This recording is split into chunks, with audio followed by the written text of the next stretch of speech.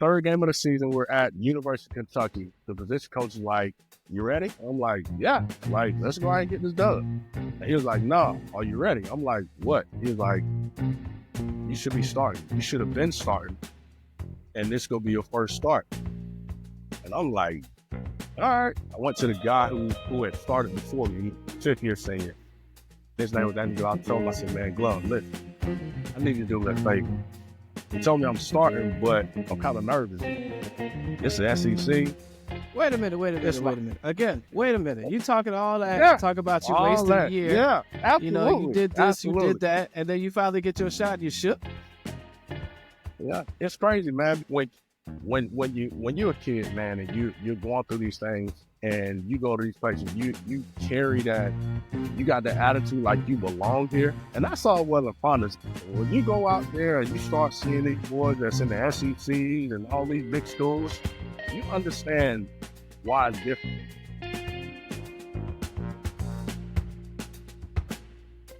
Welcome to another episode of How Tall Will They Be? We're not even trying to answer that question because literally there's no way to know. And anybody who says they can is lying to you. And I'm not here to lie to you. But I am here to announce that we have Kevin Brown with us. Kevin Brown is a former Middle Tennessee State football player, also a current financial advisor with New York Life. Kevin, how you doing today? No better not deserve. How about yourself? And I'm doing great. I'm excited about this conversation. I'm looking forward to it. We always like to start out each episode with asking our guest, when did you know that you could go somewhere with your sport? When did you know you were good? I didn't know I was good. I was told I was good. And that didn't happen till part of my senior year of high school. Okay. And how did you find that that out in your senior year? That's a little bit late, isn't it? It was extremely late.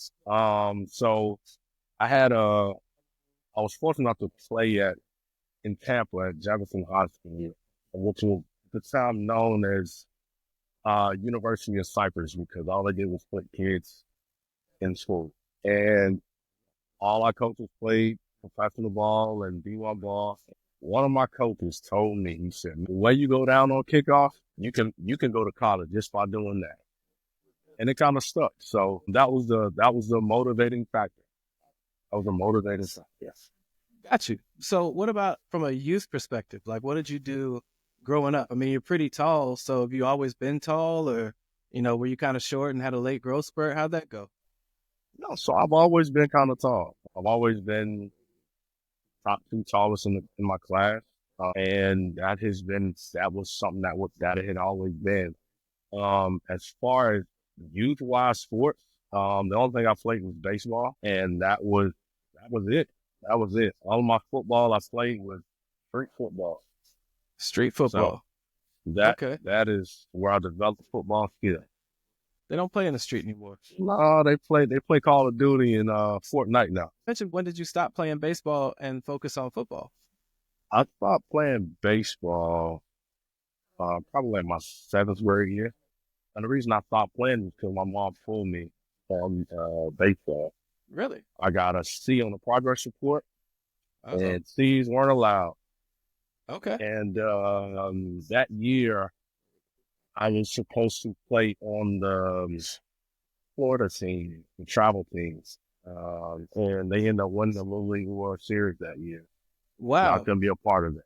So that kind of killed my drive for baseball. And after that, I really dedicated myself to having fun at street ball. Fair enough. So then how do you end up at Middle Tennessee? I ended up at Middle Tennessee, so I wanted to play football. I always asked to play football, and my mom never allowed it because she didn't want me to get hurt. And look, I was the one hurting everybody in the neighborhood. So she always told me, she's like, when you go to high school, you can do what you want to do.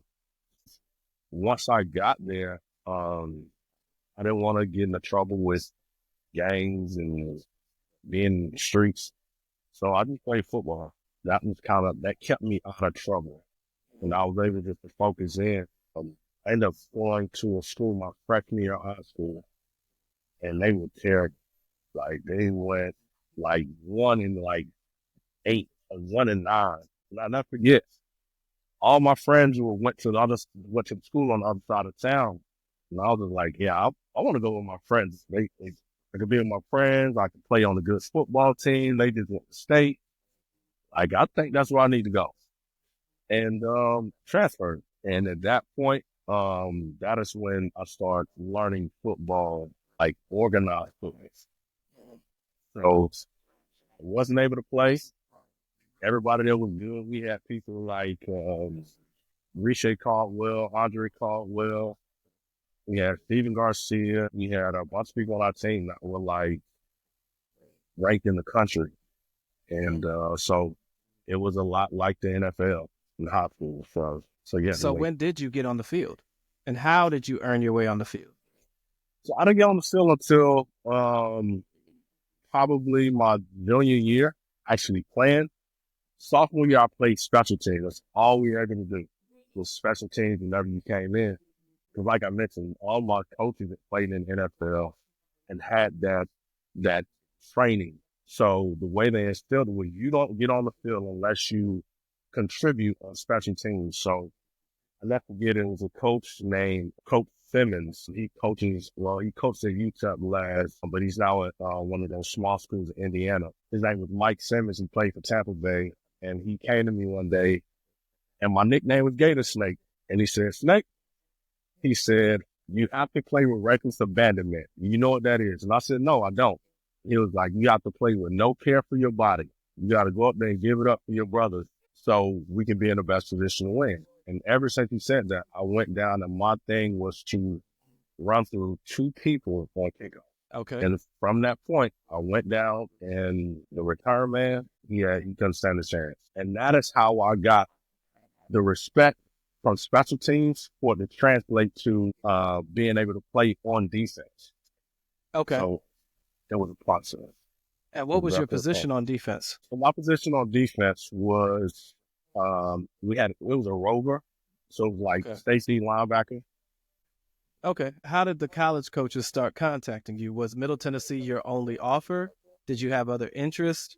How did that come about? Man, that's a journey in itself that I wish on nobody. So it's tough in high schools. And I would still say it's tough now because most people don't have an idea of anything about college. Most kids who go to college don't have the experience. Nobody who they know have the experience firsthand of what it's like going through that recruiting process. Most kids are first generation of college kids. So me going through that and understanding what colleges were, I probably made a lot of different decisions. But ultimately, Middle Tennessee was my only offer at one point in time. Probably all the way up until almost halfway through my senior year.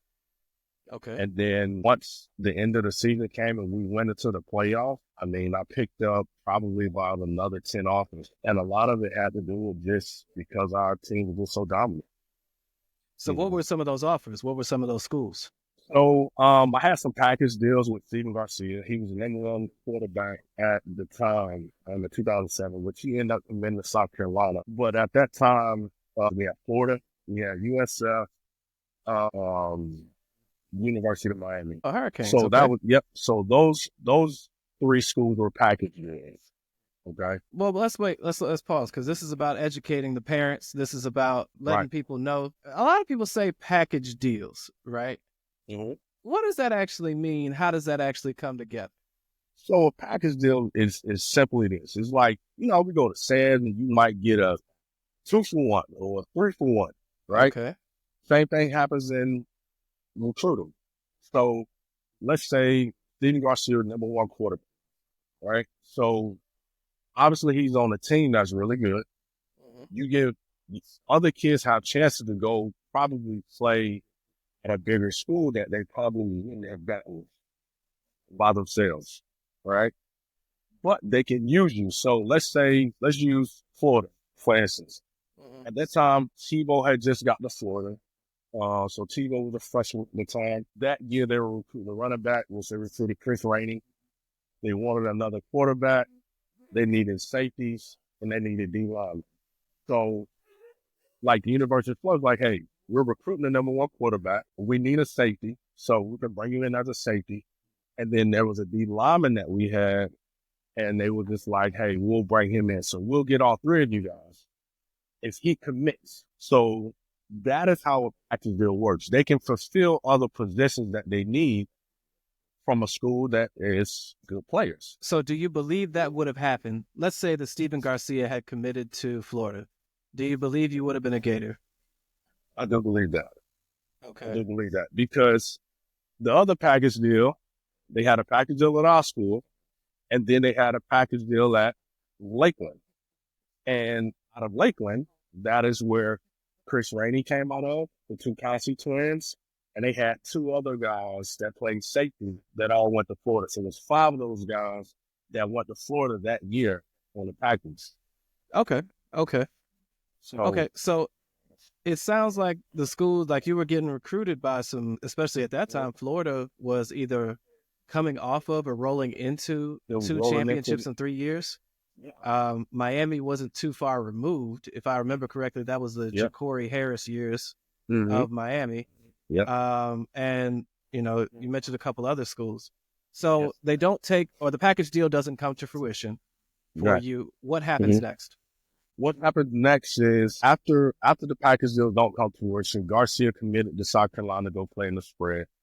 So I was left with Middle Tennessee. I had FIU, I had FAU, I had FAMU, Bethune-Cookman. I had Florida State on an academic scholarship. I had Indiana, Colorado, West Virginia, NC State, Minnesota, and so I feel like you're about to set us up for a crazy story because there's a whole lot of offers. So, but before we get to the crazy part of the story about how you end up at Middle Tennessee, I want to tie something together. You mentioned you had an academic offer from Florida State, but you also mentioned that your mother had taken you out of football in seventh grade for getting C's, right? So obviously academics were very important in your house and very important to you. And again, this podcast is about educating parents yeah, and student athletes. People talk about, yeah, you got to have the grades, you got to have the grades. But in reality, they're trying to push to get playing time and they're trying to push to get NIL money and the glory. Talk about why you cared so much about grades and then also talk about how it actually might have benefited you. one, I wanted grades because I didn't want to get a whoop. That was just plain and short. I didn't want no smoke with my mom. So, so that was the longest short of it. But there wasn't anything I didn't enjoy. I enjoyed learning. You know what I mean? Learning came natural. And I just like science, math. The only thing I really didn't care for was English. But, other than that, I mean, I was always told from my coaches, and I think this is very important, that coaches have a big influence on that because coaches want to put kids in school. To get in school, you gotta have the grades. It's not just about it's not just about playing football when you get to college because your GPA affects how how many scholarships the school get. That plays a major effect on that. If you don't have grades, yeah, you can go, but colleges will drop you over. Right. And a lot of people don't teach that. So for me, again, a lot of the things that we were exposed to was because we had coaches that had done it at a very high level and knew the process, going into it. Makes So sense. you had to have over 3.0 to even play at our school. Okay. And look, Yeah. for all the people listening, that makes a lot of sense. Yeah. High school coaches want to talk about the kids they put in college. Can't put Yeah. you in college if you can't get in. Because because the fact of the matter is, if you don't have the grades and you get lucky and you go to school, man, you're gonna have all the early morning classes. You're gonna have the 6 o'clock classes, the 6 a.m. classes. So that means you gotta be up at 5 o'clock in the morning because you decide to slack on your grade. You know? This is real. This is real advice. Listen to Yeah, Kevin, people. Listen to yeah. Kevin. So it is behooving you to get good grades. You know what I mean? But for It's, me, that was my reason alone. gotcha. Gotcha. Yeah. So now we've set up our crazy story where you've got a laundry list of offers. How Yeah. how did you end up at Middle Tennessee State? So first generation college kid, um, coming from Florida. The only thing that we recognize is the SEC. Okay. And if it ain't the SEC, maybe the ACC, and the ACC either going to Florida State or Miami. Okay. Other than that, everything else is the same. but that was wrong, right? So at that time, I didn't know anything about different conferences. So I didn't know anything about Big Ten and Pac-12 and Mountain West and Sun Belt. And, I didn't know anything about these conferences. I just had heard of the schools and stuff like that. So coming out, I had all these different colleges coming to the school. And I know every time a college would come to the school, I was never at school. Okay. So I was done with my high school early. So everything I took my senior year was full of electives. So I was ahead of the curve. So I elected to have OJT, which is on job training. I didn't have a job. One of my buddies, his dad had a real estate company, so he would just pay me just to come help him out. So I was never at school. So every time a college coach would come to school to see me, I was fishing because my school was literally across the street from the airport, which is right next to the beach. So I was either riding jet skis or fishing. So wait. Just so people don't think you were skipping school, Yeah. you had completed all your credits and had taken the elective of on-the-job training, and Right. your on-the-job training involved you riding jet skis and going fishing. Absolutely. Weird story, man. Weird story. And I'll never forget, there was a coach from NC State that came. Now that year, NC State had Mario Williams, Manny Diaz was their defensive coordinator, and every week they were on TV playing that year. And I was like, man, that defense is good. I'm like, Mario Williams, he was like the number 1 draft pick. He's a D lineman. So I'm like, you know what? I'll probably go there. So he came in, he's talking to me. I commit to NC State. So I'm like, all right, cool, I'm done. You committed. Okay, so you got a commitment, committed to NC State. All right. Committed to NC State, right? So the coach had been talking to me. Manny Diaz reached out and he talked to me. And probably they were going to the bowl games. And the coaching staff ended up getting fired. So when the coaching staff got fired, I lost a scholarship. NC State is no longer on the table. Okay? So at that point, I was like, you know what? Colorado, I want to be far away from home. I'm like, you know what? I'm going to Colorado for me far away from home. And I was going to commit to Colorado. But the coach in Colorado told me, he was like, you know what? We're probably not going to bring you from all the way out there because prior to a teammate who I went out there the year before in 06, he flunked out his freshman year. So they brought him out and they was like, yeah, well, we're not going to take that chance. So I lost that scholarship. So like, all right, cool. At this point, I have Minnesota, Indiana, FIU, FAU, UTEP, and West Virginia. So FIU, FAU, I scratched off the table because I want to leave Florida. I won't play them. FIU had just started their football program, so they was brand new. So I'm like, nah, I want to go somewhere that's established. I can go win, play good football. So ended up committing to Minnesota. Minnesota that year had a decent year, go to a bowl game. I think Minnesota Time out. Yep. Okay. Yep. All right. Wait. A lot going on, huh? So wait, because you ride jet skis and fish every day. Right. Now, there are a lot of lakes in Minnesota. And I guess when the 2 months it's not frozen, you could ride jet skis. But the 10 months it is frozen, you went to Minnesota. You were ready to go to Minnesota, huh? I didn't care. I just wanted to get out of Florida. I wanted to see something different. I liked the cold. I hated the heat, and I just knew like Florida was a highly recruited place at that time. And coming out of Florida, you had an advantage over everybody. You know what I mean? And little did I know at that time, that is, this comes later. I'm sorry. I was about to. Let's keep going. I'm sorry. Let's keep going. So no, you're good. You committed to Minnesota? I was ready to leave Florida. No, I didn't commit to Minnesota. So I was going to go to Minnesota. So I was like, hey, I'm going to wait and see how they do in the bowl game. They go to the bowl game. They play. And they blow a huge lead in the fourth quarter. So I go to sleep that night. I wake up. And that coach got fired again. So I'm like, I call the coach. He's like, yeah, I hate to break it to you, but yeah, that scholarship don't stand. And, I'll probably reach out to you when I get to the next place that I'm going. I'm like, all right, cool. So Now Minnesota's off the table. So now Minnesota, FIU, FAU, Colorado, all off the table. Oh, Okay. and NC State. Okay. So I'm like, all right, cool. So now I don't know if you know the name Butch Jones. So Butch Jones was a position coach at West Virginia. I don't know if you remember Jock Sanders, Yeah. Noel Devine, all those guys. Yes. So those guys are committed to West Virginia. So Butch Jones came down, he was recruiting me to West Virginia because all those guys from Sarasota Bradenton right across the bridge. So I'm like, you know what? They had Pat White, Steve Slayton. Yep. So they had those two guys there. So I'm like, you know what? I can get West Virginia. So I'm like, Okay. all right, cool. Called Butch Jones. He's like, we got Noel Devine. Noel Devine had just committed. It was a big deal. You know, because he had the whole thing with Dion and all that stuff. It was a big deal. He went there, he committed.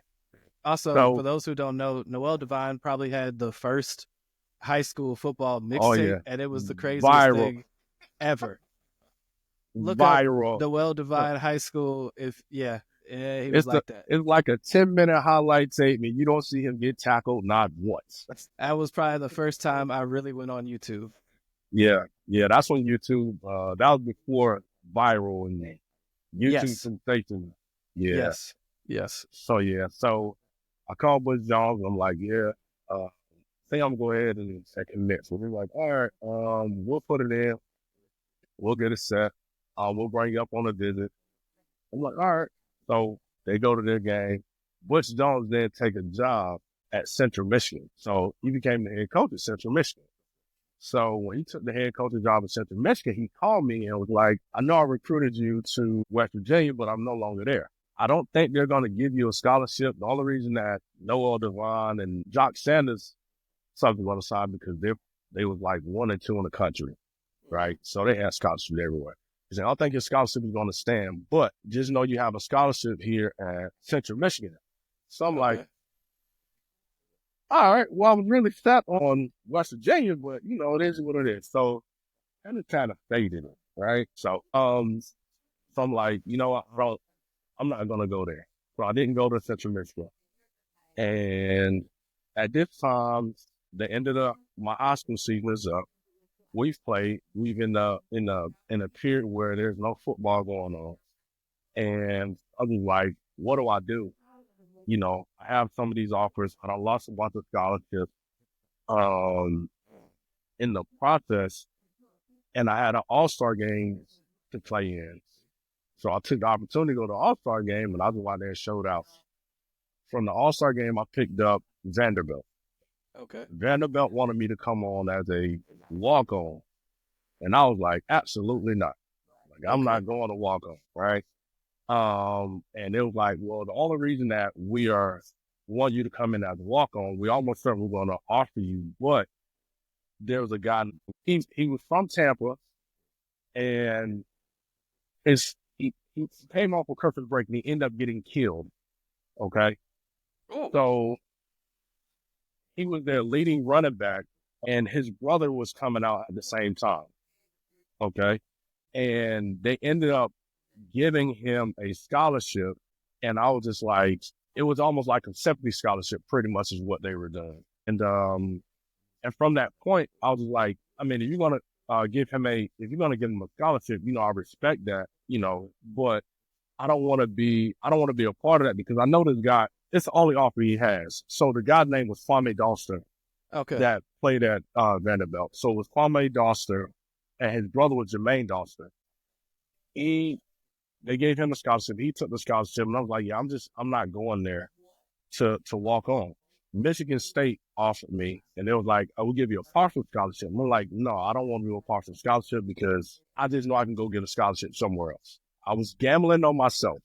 Okay. Right. And at this point, I'm just like, you know what? I'm down to Indiana, Middle Tennessee, picked up 2 offers. I'm out. And I had picked up Colorado State at the end and also Iowa State.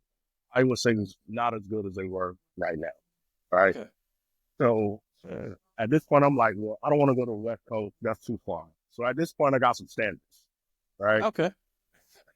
So now I am in between Middle Tennessee and Indiana. So my deciding factor was didn't like Adidas. You're okay. You're a Florida guy, and Yeah, all the Florida guys are Nike guys. Yep. Nike guy. So I'm like, I only wear Nike cleats. That's it. You know what I mean? So that was the only strike against Indiana. And when I went to the visit, I'm just like, I went to Middle Tennessee State. Middle Tennessee State had on-campus apartments Okay. where all the athletes stay. So I had my own room. I shared a bathroom, but it was a 4-bedroom apartment. And Indiana had dorms. And I was like, I don't want to share a room with anybody. Okay. So I'm like, out of these two things, I'm going to take the scholarship to Middle Tennessee. So I ended up going to Middle Tennessee only because they had an apartment and they wore Nike. Okay. So how long did this whole process take, right? So we just went through like 15 different schools, 40 different people. Was this over a 30-day period? Was this over 6 months? How long was this No, period? this was over a 30-day period. Really? So all this Because happened in 30 days. because keep in mind, most of those scholarships were coming when coaches were getting fired. Coaches don't get fired to the end of the season. The end of the season is like end of November, December-ish. National Signing Day is on the first Wednesday in February. Okay. So there's a dead period in that time too where they can't reach out to you. Okay. So Okay. really Yeah. you have a 30-day window. Got you. All right. So who were you asking questions to around you? Like, were you asking your mom? You mentioned all your coaches had played in the NFL? Like, who was anybody helping you in this process? Coaches at that time, the coaches went through the process and our coaches didn't push you either way. They just let you know what offers you have and hey, you should go here, you might play here, or I like this school. Our coaches really wasn't trying to push you in any direction. Now they prepared you well, but when it came to let me know about different conferences, the style of play that I have, what conference I would do better in, like it was none of that. Nobody had the information because once you're recruiting, what's going to happen is those college coaches are more than likely talking to you, the player, or they're talking to your parent. It's out of the coach's hands at that point. And I think a lot of people don't realize that. It's Yeah. not them calling coaches saying, hey, help me get this player over here. The coaches done their part, you know. Got it. So now let's then talk about your transition to Middle Tennessee and your experience at Middle Tennessee. So you are out of Florida and you get to campus. Obviously, you have good grades, as we mentioned. So it's not like, oh man, I've never had to try at school. But what was your experience like in Middle Tennessee? My experience at Middle Tennessee was, I loved it. I mean, I love my school. I love everything about it.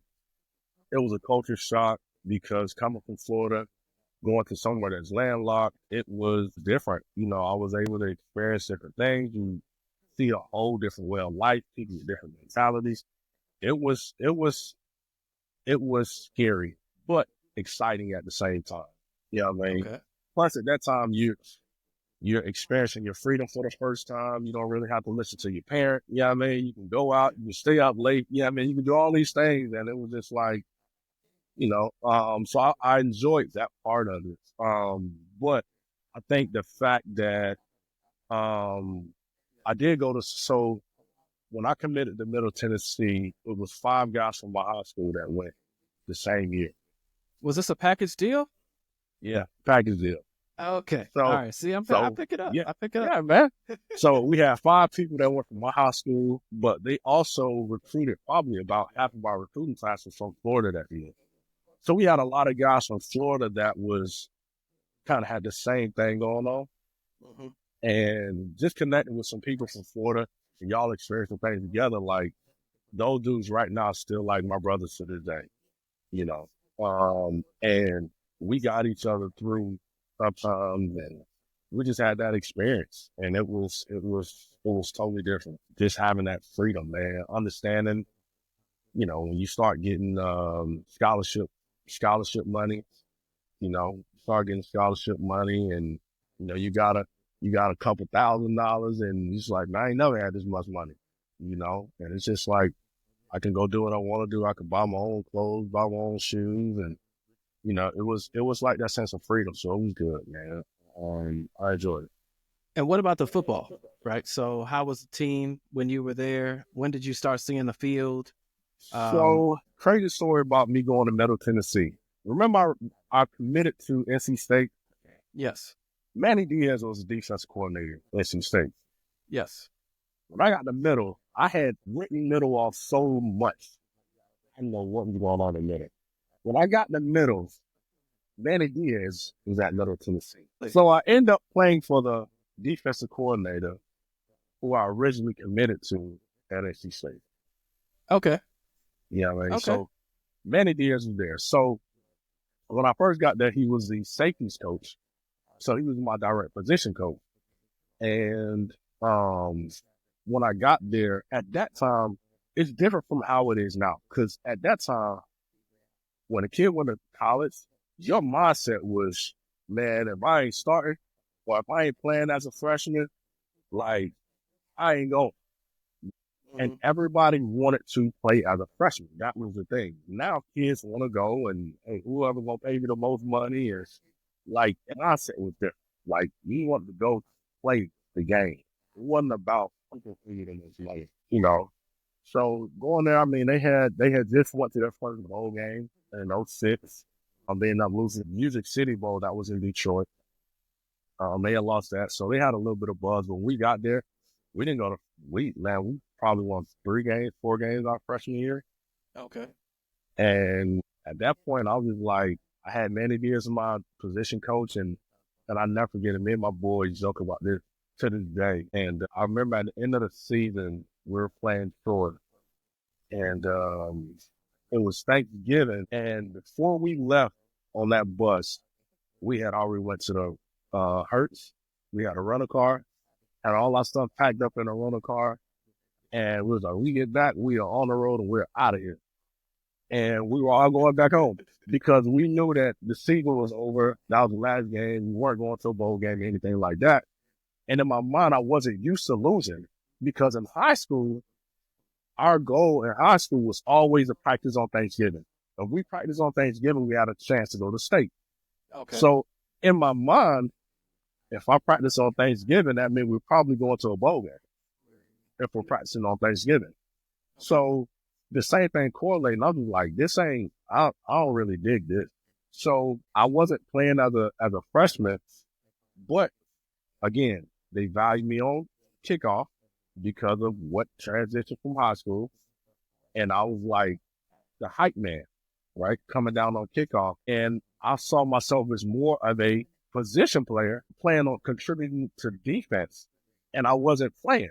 And I'm just like, how did I get all these offers? And here I am at Middle Tennessee, not playing as a true freshman, and they sucked before I got here. And now we got a whole new coaching staff, and I'm not playing. I'm leaving. I'm transferring. Oh, you thought you were going to transfer. Okay. There was no portal at this time, Right. right? So transferring, you had to go to a JUCO. Okay. So when after the freshman year, I was talking to my boys, and they was like, "Man, I think you're making a big mistake, bro. Like, I think you should tough it out." And I'm like, "I get it. I don't mind toughing it out, you know." And I said, "I won't leave y'all like that, man. I'm loyal to y'all, man. You know." I said, "We'll just get to the league together," and that was our mindset. So we was going to hold each other accountable to get to the league. That was our goal. So fortunately enough, I listened to my boys and didn't transfer. And what happened was Manny Diaz then became the defensive coordinator, and I got a new position coach, which the new position coach was able to break the defense down in a different way than Manny Diaz did, so I could understand it. Okay. From that point, going into my sophomore year, they was like, okay, well, you got an opportunity to start your sophomore year. So I'm like, you wasted a year. My freshman year, I could have had a redshirt year and could have got an extra year. But I didn't redshirt. You just kept me on to play special teams. I'm like, that was a waste of a year. So now I got 3 years to make it count. Okay. So third game of the season, we're at University of Kentucky, and the position coach is like, "You ready?" I'm like, "Yeah." Like, let's go ahead and get this done. And he was like, "No, are you ready?" I'm like, "What?" He was like, "You should be starting. You should have been starting, and this gonna be your first start." And I'm like, "All right." So I never forget it. I went to the guy who had started before me. He was a fifth year senior. And his name was Andy Glove. I told him, I said, man, Glove, listen, I need you to do me a favor. He told me I'm starting, but I'm kind of nervous. Like, this is SEC. Wait a minute. It's like, Again, wait a minute. You talking all that, yeah, talk about you all wasting a that. year. Yeah, You absolutely. did this, you did Absolutely. that, and then you finally get your shot and you shook. Yeah, yeah, yeah, Oh man. yeah. It's crazy, man, because when when you're a kid, man, and you're going through these things and you go to these places, you carry that, you got that attitude like you belong here. And that's all well and fun. There's nothing wrong with having that attitude, right? But when you go out there and you go to and you start seeing these boys that's in the SECs and all these big schools, you understand why it's different, you know. So never forget it. Look, Glove was a guy from Atlanta, and he was like, you know what, little bro, you got it. He said, this is what you wanted, you got it. He said, I can't help you. So I'm like, all right, cool. I go out there on kickoff. I'm still on kickoff. I go out on kickoff, and I lay this guy out. And after I lay this guy out, I just like I had all the jitters out, and I was ready to go. So that from that third game of my sophomore year all the way to my senior year, I started every game um, in college. And I mean, scary as I was, Glove telling me, no, you got it, is what I needed at that moment. Got You know you. what I mean? That's Got what I you. needed at that moment. So you make starter and you start throughout your sophomore, junior, and senior year. But let's talk about how, as you get to the end of senior year and you're looking towards either the NFL or towards, letting football go and starting a career, what was that like? How were Um, decisions made? Who helped you? Where was your mind at? oh, it was scary, man. As crazy as the high school recruiting process was, it come out of college, declare for the draft. That is probably if you're not a if you're not a grade A or at that time they would call it if you're not a first or second day guy, it's one of the scariest things that you can experience because most people aren't like myself and start late. Most people play from childhood up, and when you're faced with that reality that this could be it, like permanently, and not only is it that permanently, but you are facing now with the decision of like you're a grown man. Like you got bills, you got to generate money, you got something to do. And yeah, you went to college, you got this degree, but nobody's taught you what to do with money, where to start, like what to look for, just go get a job, like what industry that accepts your degree. Like nobody tells you nothing. It's just, hey, go get a job. And that was the scariest part when all along, hey, yeah, I'm a 21-year-old guy and I pretty much been baby. Every Okay. facet of my life has been taken care of. I don't have student debt. I don't have any bills. I didn't have to have a job. Most college students, football was my job. So it was just like the uncertainty was the scariest part. So declare for the draft, man. There was a part where when you're searching for an agent, it is like you're trying to find somebody that is going to represent you best, but you got to put your faith in somebody that you don't know. And everybody's telling you the same thing. Hey, I get you to the league. I can get you here. I can get you here. You got training. I can pay for your housing. I can do this and do that.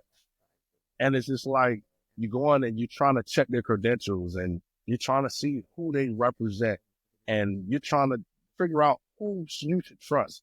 Yet again, nobody typically in your family has that experience. Nobody you know, unless you got friends who's made it the year before you, has that experience. You're going through, you might have buddies you play with that's in the same situation as you, but one person might have a higher draft grade than you, the other one might not. And at that time, it was more stressful because I came out the year of the lockout. Oh, So okay. that was a stress in itself because at the end of the season, I was projected to go third round as a safety. After the lockout, fell to undrafted. Okay. So if you're not a first day, second day guy, like it's nothing set in stone unless your draft grade is in the 90s, Okay. you know? And you're going based off what somebody telling you. You're going based off what somebody's telling this guy your work. And to put that into somebody's hand is the scariest thing that you can have. Because what if this guy make a mistake? That's a fair point. So so as I understand it, you go undrafted, right? Mm-hmm. Then what happens? Do you get picked up on a training camp squad or a rookie? Yep, so that year it was short because normally the draft happens in April. The lockout carried all the way to the end of July, almost August. Okay. Preseason started in August. You had 2 weeks. NFL team couldn't contact the nobody because they was in lockout. So now August starts, and now these teams reaching out. You get workouts, but for me, I was 6'2", 218. I ran a 4.4. Decent speed, a decent size for a safety. Because most safety was 5'10", 5'10" to 6 foot. 5'10" to 6 foot. Mm-hmm. And at that time, all DBs wasn't in. Mm-hmm. Rodney Cromartie he had a bunch of hype behind because he was a tall corner. It wasn't like that. Brian Dawkins and all those guys, them guys were small. The only guy that was big was Sean Taylor. Right. You know what I mean? So a tall safety like me, I just wasn't heard of. So that was a concern for a lot of people. And I had to, in those 2 weeks, I had like 3 workouts. And they were telling me, you need to pick up like 15 pounds. 15 pounds? How am I going to do that in 2 weeks? And I never forget, the Chargers told me, like, we want you to play outside linebacker, but you need to pick up like 15 pounds. I'm like, I can't do that. Wrong answer. But nobody coached you through that, right? Right? Nobody coached you through that. I'm thinking, I'm being honest. Hey, I can go out here and move. If I'm small or fast, I can probably get around linemen and stuff like that. But I wouldn't carry that weight right. Mm-hmm. Wrong answer. Answer should have been yes. So now they're like, okay, well, we'll go to the next guy. Right. Next man up. So luckily I went back. Tampa Bay brought me in. I was on that squad for a little bit. And then, I don't know if you remember. So part of that crew that got recruited out of 07 was Ahmad Black. And Ahmad Black was one of the guys who, they had ties directly to Florida. And it came down to me and Ahmad Black. Of course, they picked Ahmad Black. And then I got released. Okay. And then a week later, they put him on waiver because he got hurt. Okay. Did they call you back? Did anybody else call you back? They get called back. I did a couple workouts. So after that, I went to Chicago, did a workout. I went to Dallas, did a workout. And then it was like a back and forth. It was just a bunch of workouts. But the consensus was that I need to put on 15 pounds. So it was amazing to me that one person from the Chargers said that I need to put on 15 pounds. And now everybody thinks I need to put on 15 pounds.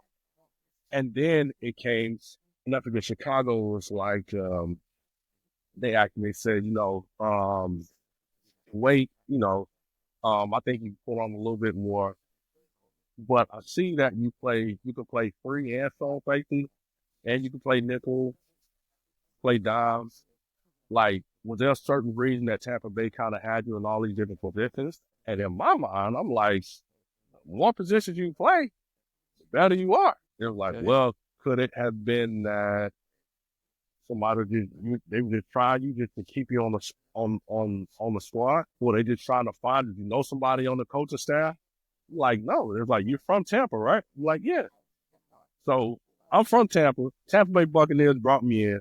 Mm-hmm. I'm playing these different positions. Now they're trying to force me to they're trying to force a position on me because I'm from Tampa.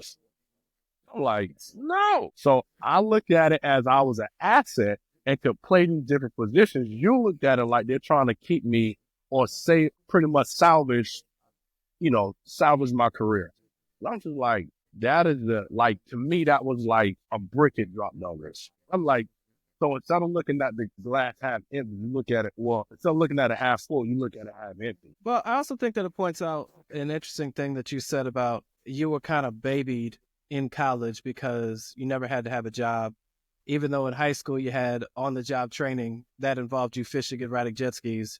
Right. It sounds like the work nature and the work politics of the NFL kind of hit you like a ton of bricks, right?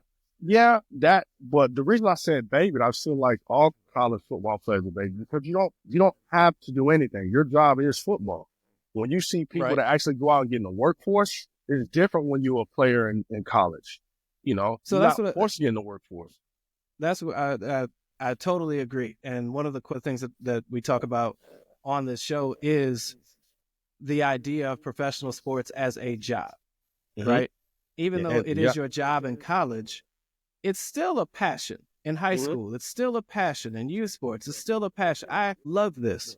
But when you get to work as an adult, regardless of whether it's professional sports or, professional welding or you're a financial advisor, Right. you deal in certain products, but you don't deal in everything, Right. right? Right. There might be a healthcare advisor or a health professional who has a specialty. Either you are amazing at everything or you're amazing at one thing, Mm-hmm. right? And a lot of people have trouble transitioning from that where, let's say you play basketball. No, I could play the 1, the 2, and the 3, and the 4. Well, that's cool for college, maybe, for high school, maybe. But as a pro, there's only 1, 2 players that could do that, right? Right. And that was my misconception. That level is like, it's like I'm that much better as a person, as a player. You know what I mean? I have that much more value. No, no, no. We need you to do this and be good at this. That is it. That is it. Like, So I don't again, need. for the people listening, understand that transition happens quickly, Yeah, right? it does. Being really okay or really good at everything is not better as a Yeah, professional yeah, than being excellent at a specific yeah. thing. And the reason is because when you get a play called into it, and you gotta, and I'm just using safety because that's what I played. If you got to key your tackle or on this specific play, you got to key the tight end. It's a difference in that tight end has his hand in the grass and off the grass. That's a difference of an inch, and you're sitting 10 yards back. You got to see whether his hand is in the grass or it's not. And if it's in the grass and you're gonna roll and call a defense to this side as one play, or if it's down in the dirt, you need to be fitting this backside B gap. If it's down in the dirt and if you get up in motion, then the whole defense is off.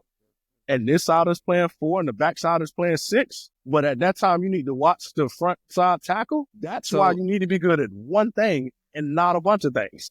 so you just lost half of our audience. So I would just tell the audience what he's saying is he's really knowledgeable about football. That's all he's saying. Point is, you just got to be really good Yeah, at at doing your one job, thing. right? So the point of me saying that was I thought that being that I could play strong safety and free safety, not knowledge, but can play nickel and dime, it would be better. But all of those positions are different. You have to watch something different. So you need to be good at one thing. So I should have just been okay at strong safety and read my keys because I have to watch different things. You know what I mean?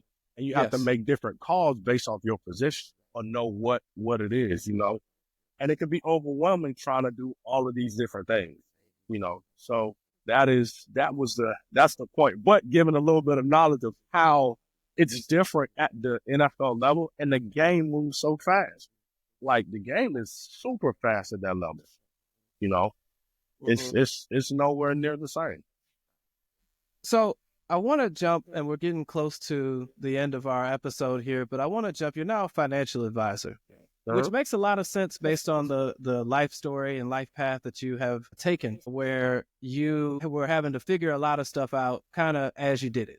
Right now, you're able to advise people so that they make better decisions, better financial decisions. One of the biggest things going in all of youth sports and high school and college sports is name, image, and likeness, marketing deals, being able to pay players. right? I will not ask you if you got NIL at Middle Tennessee. We I will not go answered. there. I answered for you. No. Of course, that's the answer, right? Because everything was above anyway. But I want you to talk about that, not so much from a is it right or wrong perspective, but let's say that you are a high school athlete and the local pizza shop gives your child or your household $50,000 because they really want you to play at that high school. What should you do with that? If you do happen to be one of the few who makes real money in NIL in college, what should you do with that? How should you go about that? I think the first thing that I don't think is more so the players. I think it's the parents that need to understand that name, image, and likeness probably means that that kid has an opportunity to make more than that parent ever made, ever will make. And this, I'm not going to say this as a knock to a parent. I want to be completely transparent. And I want to break it down the simplest. There are some things that parents do well, and there are some things that parents don't do well. When it comes to a bunch of money, unless you come from a bunch of money, you probably don't know what to do with it. And I think that the first thing that parents need to do is to be humble and talk to a professional. You know what I mean?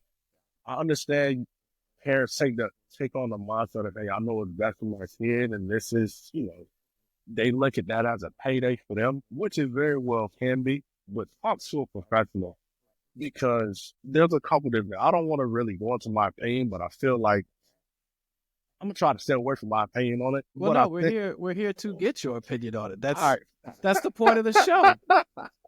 I guess you got a point. I guess you got a point. So I think NIL is a gift and a curse.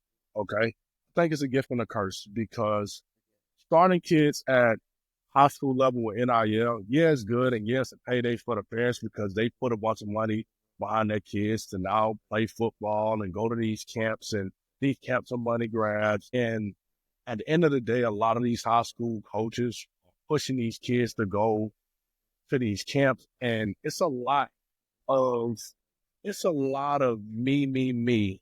Look at me from high school coaches. Coach this kid, but they don't really coach those kids. They send those kids to trainers. The trainers are coaching these kids, and the high school coaches are getting the publicity behind it, right? Okay. I think that is with that being said, I think when these kids get that NIL, I think it's very important that these parents get professional help because the amount of money that these kids can now see is millions of dollars in high school, several $100,000 in high school, right? That can build generational wealth. You don't have to go spend it all now. It doesn't mean go buy a house. It doesn't mean go buy a car.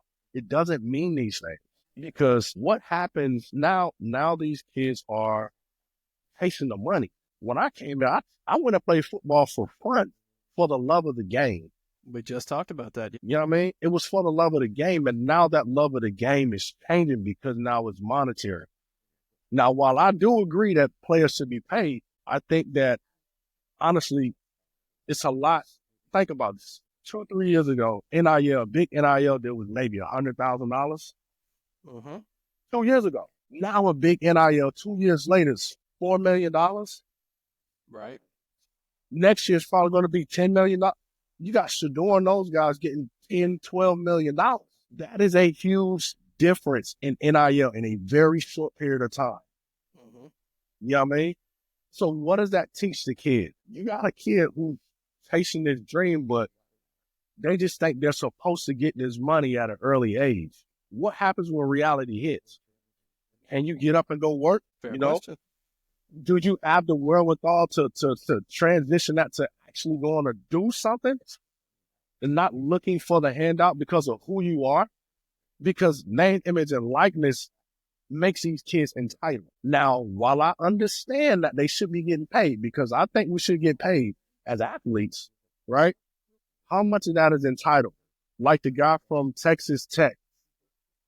You need to pay for my family a car to come to every game. You need to have me a extra large Uber chauffeur driver, and I need $80,000 a month. What part of football is that? That's entitlement, right? Now, again, I'm not saying don't get paid, but what are we teaching these kids? So these kids get all this money, and now what happens is let's say they don't go to the league. Let's say we get a parent who go out here, buy a house, run through their money, and now this kid gets 23, 25. He don't got nothing. Now, what does that do to that kid psychology? What did that do to him mentally? Does that cause him to now self-destruct? Does now he have resentment towards parents because they ran through his money? It's a possibility. But I want to wrap on this, right? One of the common threads throughout our whole conversation today has been the need for assistance in making decisions, the importance of the wisdom of people who have gone before you. Yeah. But also sometimes there's some pride in that where you don't necessarily want to seek out help. Yeah. Right? What advice would you give to a parent first and then a rising athlete, a prospective athlete right now, about the importance of seeking out wisdom from the right people? The importance of seeking out wisdom for the right people. I mean, it's easy, but it's hard for the pride issue, right? I can't tell anybody what's one way to go, but what I would tell you, if there is anything involving money, find somebody that is in the investment industry, right? When you call a company and just ask to speak to somebody, right? Like, just call somebody or call a company, talk to that person, talk to whoever that they send to talk to you, call another company, get a general idea, get some knowledge from these people. Don't fall into the same, pattern that we typically fall into. Because to be honest, who teaches us about money? That's a fair point. A lot right now, YouTube and the internet, right. And whatever you see, right? Right. Well, I saw that guy with that car or with that house, Mm-hmm. or they said I could turn $1,000 into $1 million, or I could turn $100 into $2 million. Yeah. That kind of stuff. Yes. Yeah. And like I said, man, it's these are things that we have to do, but we have to do our own due diligence, and we got to be smart about it. Like, we're in a climate right now where everything is critical. It's critical right now. Inflation's high. Like, how do you preserve this money? Call an investment company. When you go to the doctor, you don't call the barber and say, "Hey, man, I got this heartburn. What can I do?" You don't call and do that, right? So why not call, a professional and seek professional help? You seek professional help for everything. You know what I mean? You go to a nail tech. You don't call the nail tech and actually what to do with this ingrown hair in your neck. You know what I mean? Like, all the right people. I mean, I don't want to. It's hard, man. It's hard, and I think it's very important for parents to understand that, man. And I think it's more so educating these kids that, man, don't let the money change you. Don't let the money change you. If you're gonna do it for the love of the game. And I understand that, everybody's out here to make money, but preserve the kids, man. Preserve the kids. Let these athletes be athletes. And the hardest part is just finding somebody to trust because of so much information. So go to professionals, because you can find a bunch of stuff on YouTube. You can find a bunch of stuff on Instagram, and I think TikTok's gone now. But, it's so much stuff you can find, but it's very important to do your due diligence and seeking that help, man. It's important. Kevin, I want to say thank you for being on this episode. This has been so insightful, very interesting. Yeah. Where can the people find you if they want to get in touch with you?